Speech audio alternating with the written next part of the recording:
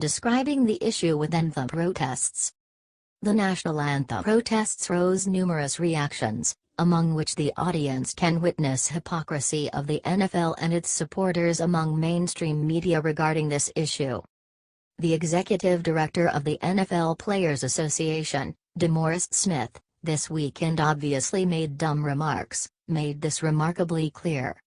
No man or woman should ever have to choose a job that forces them to surrender their rights, he stated Saturday, just one day after President Trump made the vulgar statement that the team owners should fire all the players who disrespect the national anthem and protest. "We understand that our job as a union is not to win a popularity contest, and it comes with a duty to protect the rights of our members," Smith continued. "For that, we make no apologies and never will." Entire left, including politicians, media, and Hollywood, agreed with Smith, and supported the NFL concerning this issue, attacking President Trump for allegedly trying to violate NFL players' rights. Mike Lester, a conservative cartoonist, made a clever cartoon, but there is only one problem. The liberals criticized one Christian baker who refused to make a cake for gay couples' wedding, but when $1 billion NFL and the players who earn millions disrespect the national anthem, they are quiet. These multi-million players didn't say anything when a left-leaning activist from Colorado attacked Jack Phillips, a small cake shop owner, when he decided 5 years ago to refuse to make a cake for gay couple wedding. Supposedly statement should not have to surrender their rights only applies for NFL players. But that's not true. It only applies to NFL players who are left-leaning. The Daily Wire reported that when last year the Dallas Cowboys wanted to pay tribute to 5 officers from Dallas who were murdered at a Black Lives Matter event, the NFL didn't agree. The Cowboys had been wearing a special decal on their helmets that said "Arm in Arm" that specifically honored the police officers, that is, until the NFL stepped in and stopped it, the Wire reported. The NFL last year warned to fine a Titans player who wanted to honor the victims of September 11 attacks, by wearing a pair of cleats. Seems like the rights only apply to NFL and players who are anti-cop and anti-American like Colin Kaepernick. Please share this story on Facebook and Twitter and let us know what you think about the glaring hypocrisy of the NFL and its liberal supporters. Please share this post on Facebook with your thoughts.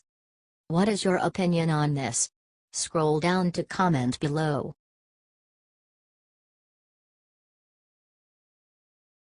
Watch Ronald Reagan's speech from 1981 surfaces, puts every anthem protester to shame. Ronald Reagan continues to be a beloved icon of conservatism even 13 years after his death. What endeared the 40th president to so many is that he was unequivocally, unapologetically pro-American. He loved his country and believed it was something worth fighting for.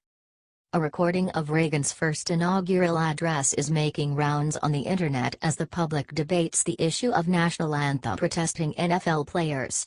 As seen on YouTube, Reagan's powerful speech declared that the U.S. is exceptional and unique, something to be proud of. He went on to describe the enormous sacrifices so many Americans have made for this nation, including their very lives. Reagan assumed the presidency at a time of uncertainty and fear, much like today. His predecessor, Jimmy Carter, was often criticized for his tepid handling of international affairs, particularly his response to the Iran hostage crisis. Carter was also president during a time of high inflation, high interest rates, oil shortages, and slow economic growth. Reagan articulated a powerful point that the talents and innovation of the people themselves, not the government, are what make America great. In this present crisis, government is not the solution to our problem, government is the problem. From time to time we've been tempted to believe that society has become too complex to be managed by self-rule, that government by an elite group is superior to government for, by, and of the people. Well, if no one among us is capable of governing himself, then who among us has the capacity to govern someone else? Reagan's comments are especially significant in the face of football players who have benefited immensely from America's free market system, gaining a wealth most people on Earth will only ever dream about. Reagan believed every American has the full capacity to lift himself up to success if he chooses, as long as the government gets out of his way. The NFL players are evidence of that proposition. Yet these same players repeatedly lament systemic oppression while basking in millions of dollars. But Reagan didn't stop there. Whereas these protesting NFL players see America as a morally corrupt country that is undeserving of their reverence, Reagan said the nation is worth dying for. While these overpaid football players consider themselves heroes for taking a knee during the national anthem, Reagan made it clear who the true heroes are. Those who say that we're in a time when there are not heroes, they just don't know where to look. Beyond those monuments to heroism is the Potomac River, and on the far shore the sloping hills of Arlington National Cemetery, with its row upon row of simple white markers bearing crosses or stars of David. They add up to only a tiny fraction of the price that has been paid for our freedom, he said. He continued, each one of those markers is a monument to the kind of hero I spoke of earlier. Their lives ended in places called Below Wood, the Argonne, Omaha Beach, Salerno, and halfway around the world on Guadalcanal, Tarawa, Porkchop Hill, the Chosin Reservoir, and in 100 rice paddies and jungles of a place called Vietnam. Reagan then told the story of Martin Treptow, a young man who fought and died on the Western Front in World War II. In his diary left behind was his pledge, which included the following immortal words. I will save, I will sacrifice, I will endure, I will fight cheerfully and do my utmost, as if the issue of the whole struggle depended on me alone. That's heroism. It's a lesson the NFL players would do well to learn.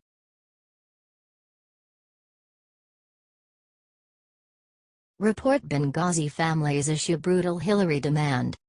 The Benghazi terrorist attack that resulted in the deaths of Ambassador Christopher Stevens, Tyrone Woods and Sean Smith was the result of negligence. As details of this story from 2012 continue to emerge, the parents of Woods and Smith have a request. These parents want to see Hillary Clinton brought to justice over the deaths of their sons, insisting that she should stand trial. The attack was carried out by a group of Muslim terrorists. Hillary Clinton and Barack Obama seemingly knew that the attack was coming, but did nothing to stop it. In fact, they went on to tell the parents that the death of their children was due to an obscure YouTube video, not negligence. A case was brought on by Larry Klayman from Freedom Watch on behalf of the parents, Patricia Smith and Charles Woods. The basis of the case was that Clinton not only lied about the attack but went on to defame the families of the victims by accusing them of lying. The charges included defamation, false light, and intentional infliction of emotional distress. Shockingly, the case was dismissed at a lower level, citing the behavior as part of Clinton's scope of employment, which happened to be Secretary of State. Even with the likely fact that Clinton used her private, unsecured email service to transmit information that eventually led to the deaths of the Americans in Benghazi, Klayman is having to fight for the overturn of the dismissal. Clinton was previously dismissed on a default judgment by an Obama-appointed judge. The basis for that dismissal was that Clinton was not properly served and therefore could not be brought to court.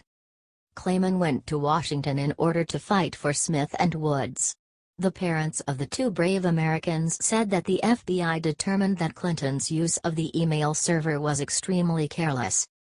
The lawsuit claims that as a result of the carelessness, their children are no longer on this earth. That, if anything, should at least make Clinton want to show remorse for her behavior. Instead, she accused the parents of lying and neglected all responsibility. The parents also used the grounds that Clinton lied about the cause of the attack.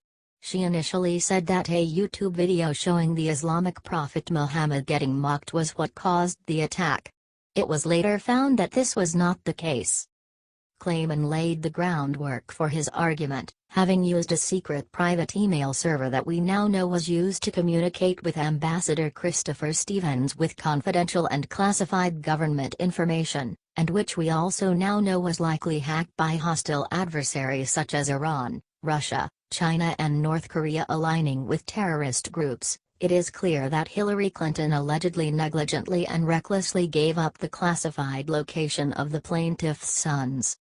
One can hope that this is not going to end here.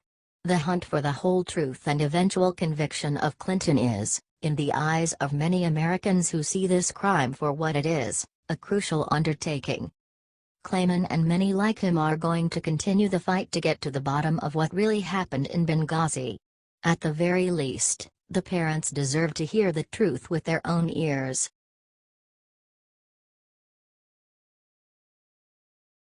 Epic. Donald Trump Jr. trolls nasty librarian who declined First Lady Melania's racist Seuss books. A Cambridge, Massachusetts librarian rejected a shipment of books from First Lady Melania Trump for the school library. The librarian Liz Phipps Soeiro said the Dr. Seuss books the First Lady was donating were racist. She is an Obama supporter, as you can see from her library propaganda. A librarian at the Cambridgeport Elementary School in Massachusetts is declining a shipment of books from First Lady Melania Trump. One school from each state was chosen by the White House to receive 10 Dr. Seuss books as part of National Read-a-Book Day, CBS Boston reports. Getting an education is perhaps the most important and wondrous opportunity of your young lives, Trump said in a letter to the children who will be receiving books. The school's librarian, Liz Phipps Soeiro, wrote a lengthy editorial for the Hornbooks family reading blog explaining why her school does not need the books. Liz Phipps Soeiro wrote an editorial in the local paper calling Dr. Seuss a racist. Yearly per pupil spending in Cambridge is well over $20,000. Our city's values are such that given a huge range in the socioeconomic status of our residents, we believe that each and every child deserves the best free education possible and are working hard to make that a reality. Most classrooms maintain a 60-40 split between free, reduced lunch and paid lunch. This offers our Title I school and the district a lot of privilege and room for programming and pedagogy to foster high standards of excellence. Even so, we still struggle to close the achievement gap, retain teachers of color, and dismantle the systemic white supremacy in our institution. But hell, we test well. And in the end, it appears that data, and not children, are what matters. Another fact that many people are unaware of is that Dr. Seuss's illustrations are steeped in racist propaganda, caricatures, and harmful stereotypes. Open one of his books, If I Ran a Zoo and to think that I saw it on Mulberry Street, for example, and you'll see the racist mockery in his art. It turns out that this liberal miscreant only thinks Dr. Seuss is racist because First Lady Melania Trump was involved. Soeiro was pictured in a cat-in-the-hat outfit just a couple years ago with a huge smile on her face. Typical liberal, hypocritical and full of hate. Twitter unleashed on Soeiro and Donald Trump Jr. decided to jump in and troll the liberal lunatic who attacked First Lady Melania. Don Jr. tweeted over a picture of Soeiro in a cat-in-the-hat outfit and said, "It's almost as if some throw around accusations of racism like a wild card to bolster a stupid argument and score cheap political points." Others piled on as well.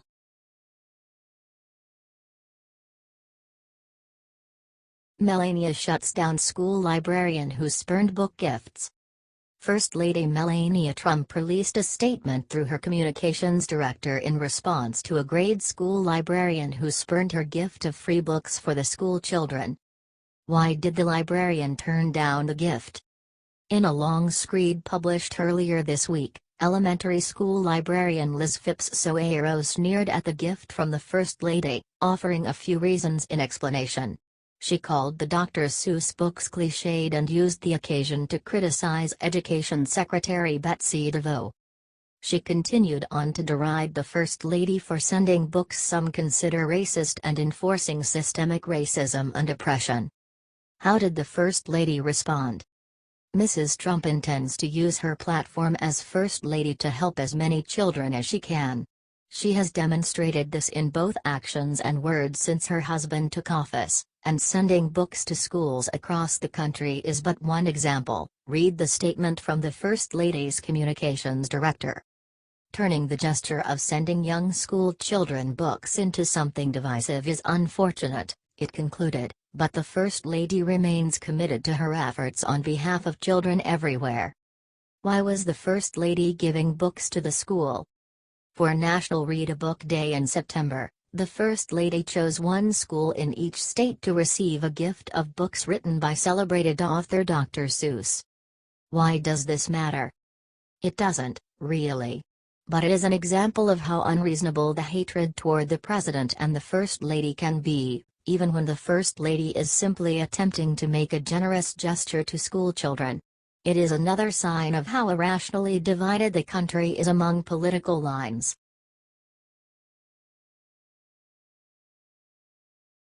Hillary urged Trump to send help to Puerto Rico. Benghazi hero instantly hits back with scorching response. Hurricane season has been incredibly rough for Puerto Rico this year. First, the island bore the brunt of Hurricane Irma. But the worst was Hurricane Maria, which knocked out electricity across the island. The disaster in Puerto Rico is horrible for the people. In fact, it's so bad officials there have described conditions as apocalyptic, according to CNN. With the situation so dire, former Democratic presidential candidate Hillary Clinton decided to politicize it. What did she do? Clinton fired off the following tweet to President Donald Trump. Benghazi survivor and former Army Ranger Chris Panto saw Clinton's tweet, and he fired back on her asking to send help. Panto tweeted,